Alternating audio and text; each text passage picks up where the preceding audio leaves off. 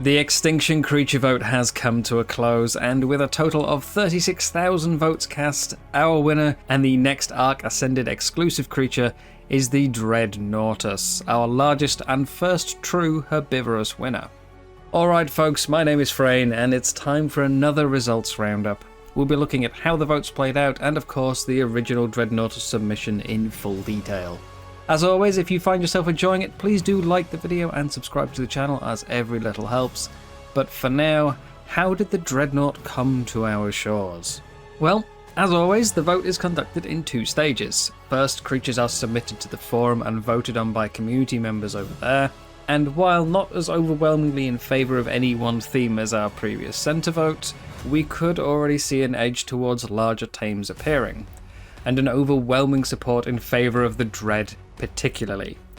It's not always an indicator of the second stage, as the final draws in so many more voters by comparison, but with over 19% of the top picks, the Dread began in an already commanding position. Interestingly though, with one of the smallest on the list in the Mavia being second, and the Sauro Poseidon, perceived by many to be its main rival, all the way down in sixth.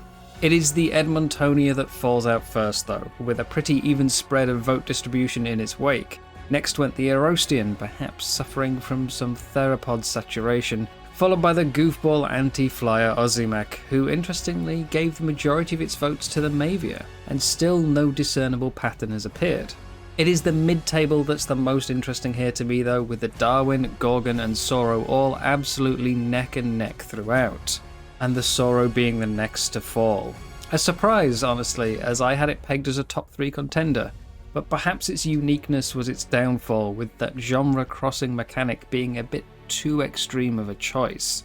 The vote veteran Gorgonops once again fails to crack that top 5, leaving just before the Darwinopterus, a very popular creature in the first stage, but maybe too extinction focused to really gain any traction with the wider community. Next we say goodbye to the Thylacosmilus. Pleasantly high for a mostly unrideable tame, but also managing to somehow buck any Thylacoleo or Sabertooth comparisons long enough to reach 4th, as existing similarities are often the downfall of many an entrant.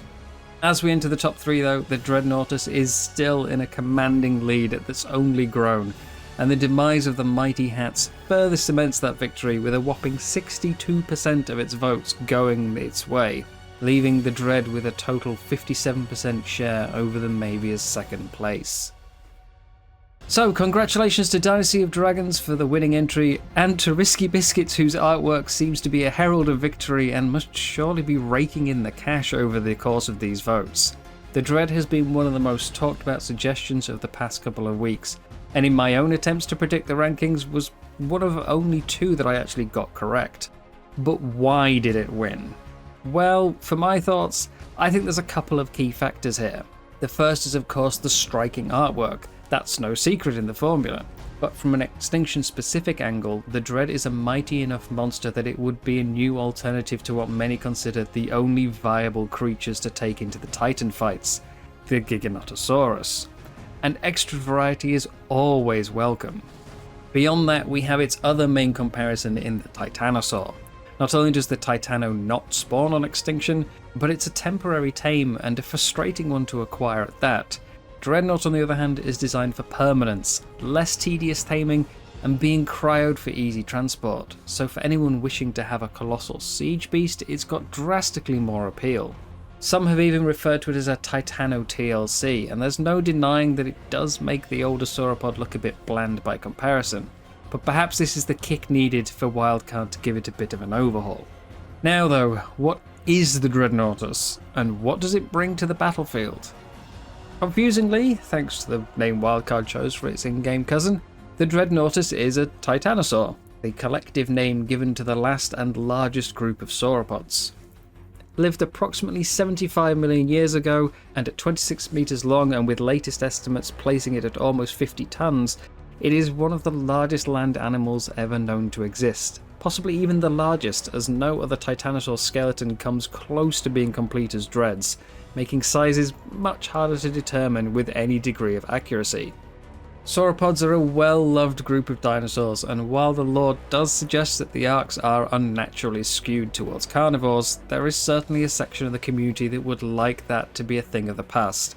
So with these things in mind, it's quite understandable that a towering sauropod would be a popular pick. It not only adds another herbivore and a sauropod, but it also ends up coming in as one of the most dangerous creatures around. And to help it keep that reputation, it comes with a Giant Slayer buff, not too dissimilar to the one we see on the Triceratops. And a buff to damage and defense when in the presence of anything larger than a Parasaur, even large flyers, is certainly going to be pretty handy when a large part of your design is to take on the Titans. It's safe to say that anything this large is going to bring a lot of health and damage regardless though, and the Dread would dish this out first and foremost with a directional based attack. Looking left or right are going to be the most effective attacks with high damage and high knockback dealt either from its tail or neck, whereas looking up would repel flyers great distances and looking down would cause huge damage but without the pushback. Sauropods aren't particularly manoeuvrable, as I think we all know, and having lots of creatures clustered around your feet is only going to make that more difficult. So these knockbacks are an absolute must to ensure viability for anything this big. Should the enemy succeed in bogging you down far from your target though, there are 2 more attacks available in the arsenal to help deal with this issue. The first is for a captain looking to destroy the target at all costs by loading its inventory with cannonballs and turning its throat into the barrel of a great gun, spitting them out at high speed, all drenched in bile. Damage would be dependent on how long your shot is charged, and successful impacts would inflict an acidic status effect. The second option is of course to tackle your obstacle, using the roar to help clear the way. With a long wind-up and even longer cooldown, it's not something to be used lightly, but will disable tech, weaken corrupted creatures, and most importantly deal direct damage to anything caught in its blast. The strength of this is dependent on how much damage is received during its wind-up animation, punishing careless opponents who simply swarm it with small tames, and rewarding those who pay attention and withdraw at the right moment. Personally, this is my favourite aspect of the creature, possibly just because it's such an evocative image, something I like to imagine as a glow slowly rippling up its neck, shaking the ground around it and resonating deep like a great horn blast.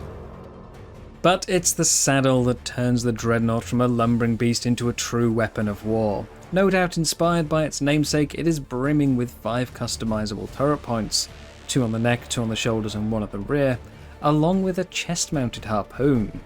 More primitive turrets like cannons and ballista are controlled manually by passengers, giving greater control but extra risk, as unlike the driver, the gunner seats are entirely unprotected from being sniped, while any high-tier turrets on the other hand would be instead dependent on the fueling of an onboard generator to keep running. It's a giant battleship that can allow a tribe to fight the enemy in style. It's a lot of power and intimidation, and you can't really expect that to come easy. For this challenge, the proposal is a shifting selection of tasks, not too unlike a Moschops, but on a much grander scale. The simplest of these tasks would be bathing the Dread, cleaning its hide with an application of soap and removing nasty parasites. Next comes feeding. Simply drop a cannonball on the floor to lure its head down to the ground, and then shove its mouth full of a good old bit of kibble. Helping it kill larger creatures in its territory is a third option, while the final and hardest on its list of tasks is to protect it from spawning hordes of wild creatures while it sleeps. Not only potentially difficult due to its sheer mass providing ample attack points, but remembering that this is a creature that is naturally aggressive to anything too large being nearby, including your tames. Finally, rather than making it a temporary tame like the Titano, the design opts to instead continue this task requirement after taming, although with much less frequency. And note that they're designed not to be punishing or frustrating, but certainly that a creature this strong needs a payoff, and if you do fail to satisfy its needs, it will have a tantrum, with friendly fire damage being very much on the table. This though is where I see Wildcard making changes. We don't currently have any tames in the game that require maintenance beyond feeding as far as I'm aware, and while this is no ordinary creature, I don't see them deviating on this too much. So this is the aspect that I would expect to be adjusted, probably stripping away 1 or 2 of the other abilities in a trade-off, or alternatively stripping away its ability to breed. For those worried about its effects on the meta, I personally don't think there's too much to worry about. Diversity in high-end tames is a good thing, and it's important to remember that this is a slow beast, and size can be both a benefit and a hindrance, being too big to enter some areas and a pretty hard target to miss. What do you think of the new edition though? And what do you think will change? Are you skeptical and worried? Or like me, are you imagining it on a low-tech server, lumbering up to a castle under hail of stone and spear? Further, I ask, what's next? We've just had a submarine/ship, now we have a land ship. Will the next be an airship?